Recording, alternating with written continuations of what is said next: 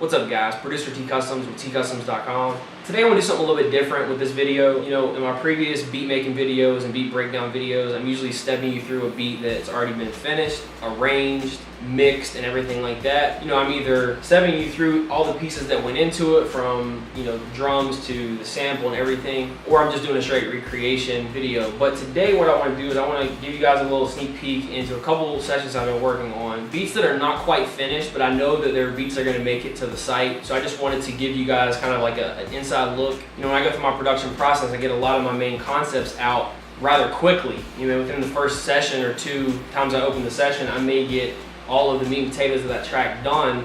And so that's how I know I'm on the right track to getting a track completed. So at this point, it's when my process really slows down. It goes with the saying, the devil's in the details. It's like you can get a lot of the majority of the beat done, and then to really flesh that out and make it into a nice track, a nice arrangement, and make it a nice backdrop for an actual song and not just an 8-bar loop. It takes a lot of time to add all the little things, the transition sounds, figure out what the track needs. So I'll go ahead and play this track. Just keep in mind, this is still subject to change. The synth melodies and stuff still may change. I may switch out some of the instruments and stuff like that. But this is the overall feel for the track. I've got a lot of the core elements in the track. I just need to, again, fine tune it, fully flesh it out, and go from there. But here's a little demo.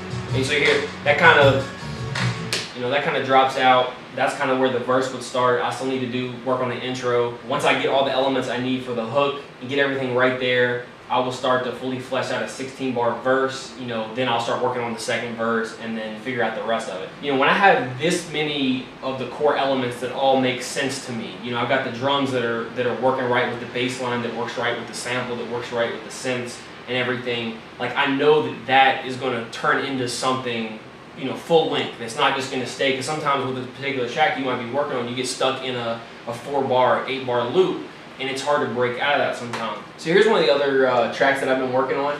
It's more of like a soulful, you know, soulful style beat. And this beat almost got scrapped. You know, I'm the kind of person that has to constantly feel that inspiration on a track and keep the flow going. And if I ever feel like it's getting stagnant, I have to leave it alone and come back to it. And if I still can't get something going, then at some point I have to either, you know, just leave it alone for a long period, or just scrap it and just start on something else, because otherwise you're coming across forcing the track. And I know from my experience, if I try to force something, and it usually just doesn't turn out that good at all. You know, again, this is not mixed. This has not been, you know, fully mixed, but I'll give you guys a little preview of this.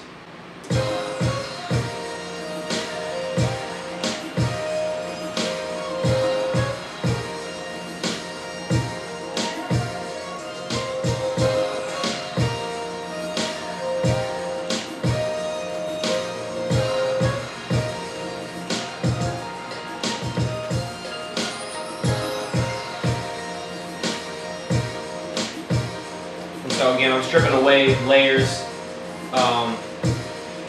make room for the verse.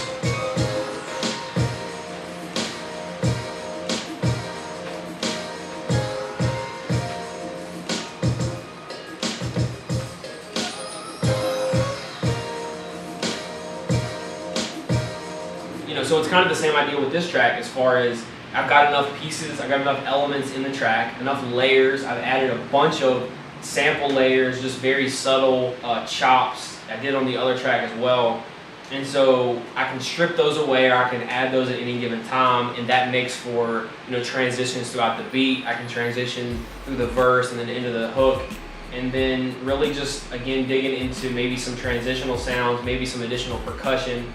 That's pretty much it. You know, just a quick sneak peek kind of explain a little bit of my process, you know, as far as the fine tuning and actually getting the instrumentals not just in the loops, but actually ready for an artist to record on. You know, I'd like to hear from you guys, you know, how you approach your beats. Do you usually knock them out in a day? Does it take you weeks to finish a track? Do you work with multiple sessions at a time? You know, let me know in the comments, and I'll catch you guys in the next video. Peace.